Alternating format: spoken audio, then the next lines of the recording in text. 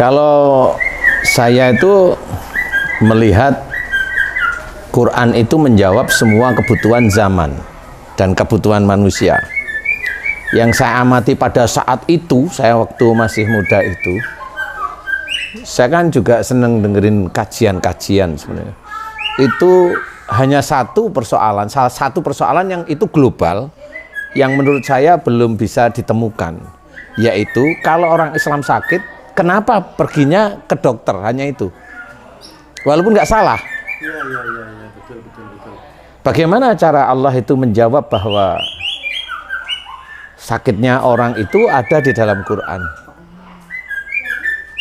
Nah, disitulah mulai diizinkan oleh Allah saya mengetahui itu bahwa akhlak manusialah yang sebenarnya menjerumuskan diri kalau dia berbuat tidak baik.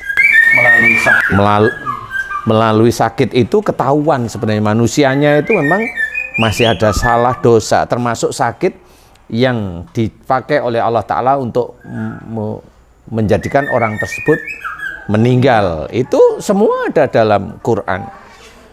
Makanya kalau sakitnya untuk meninggal itu walatul kubi aidikum ila tahlukat. Janganlah kamu menjerumuskan dirimu ke dalam kebinasaan. Menjerumuskan dirimu dengan perbuatan ke dalam kebinasaan. Ini menjadi tolak ukur, termasuk dulu saya itu berpikir berarti orang ini mati belum tentu Allah itu ridho sebenarnya.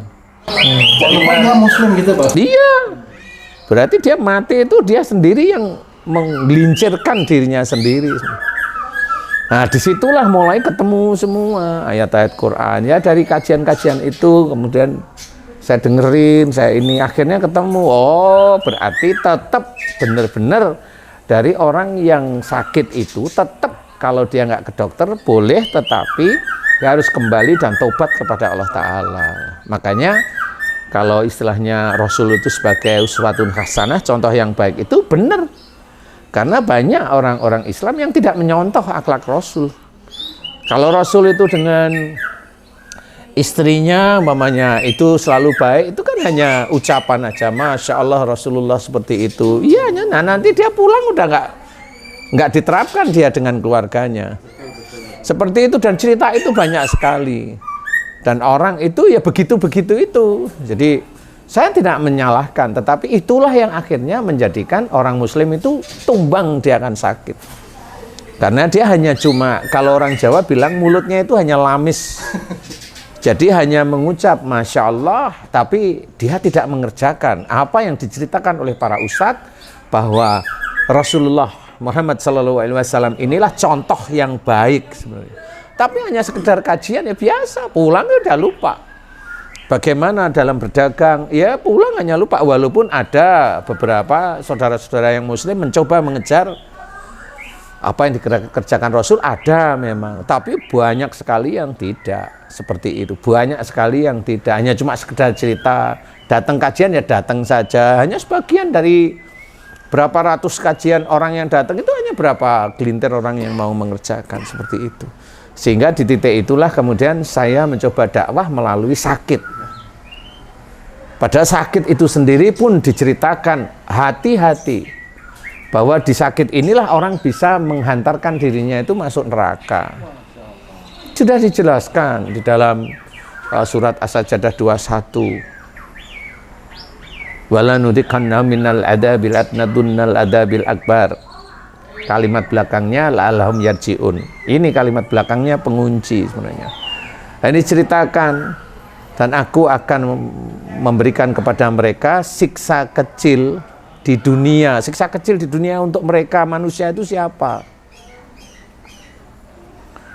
Apa itu wujudnya siksa kecil di dunia itu apa?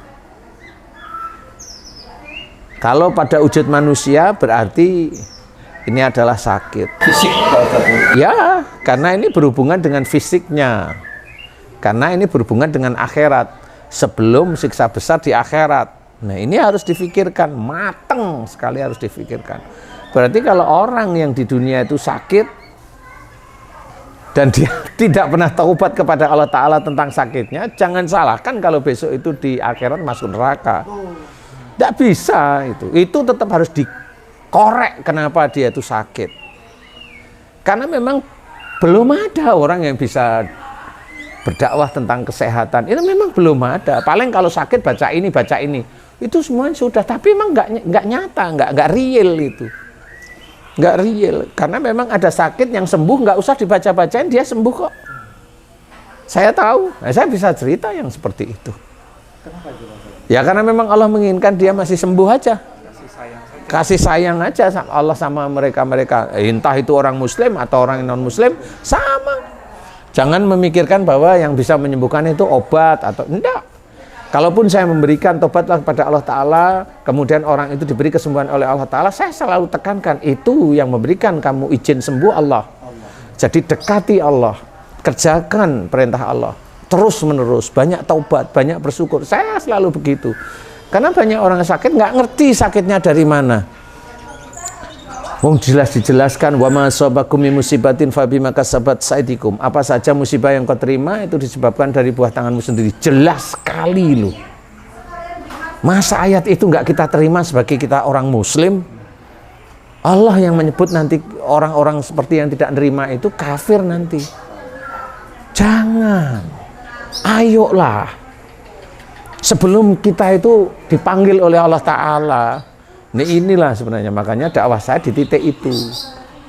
Di titik itu, kenapa? Karena memang itulah titik-titik orang itu lupa, banyak sekali lupa. Jarang sekali bersyukur banyak, selalu kufur banyak, sakit dari musibah, dari akhlak nggak tahu. Kalau ini, itu kan akhirnya orang Islam itu nanti bisa rusak karena memang tidak mau mengakui ayat tersebut. Dia hanya tahu ayat itu. Kalau musibah itu dari perbuatan manusia, tahu. Tapi sewaktu dia sakit nggak mau ngakuin. Munafik yang seperti itu. Nah inilah yang harus kita ketahui bahwa saya mencoba dakwah di titik yang orang lain itu tidak paham. Belum tersentuh. Jauh seperti itu saya dakwah. Kenyataannya kalau memang saya ajak untuk tobat pada Allah Ta'ala ini, alhamdulillah diberi kesembuhan kok. Dan nggak cuma sekali, banyak sekali kasus yang skizofrenia, autoimun dan sebagainya. Kalau patah tulang jangan ya. Nah, seperti itu banyak kasus, termasuk kanker, tumor dan sebagainya itu banyak. Dan alhamdulillah diberi kesembuhan oleh Allah Ta'ala. Menurut saya, dan itu memang harus benar-benar serius. Nah itulah yang saya sering dakwah itu di titik itu. Kalau nerima, alhamdulillah, yuk kembali ke jalan Allah. Seperti itu. Nah, mudah-mudahan ini bisa jadi manfaat lah ya.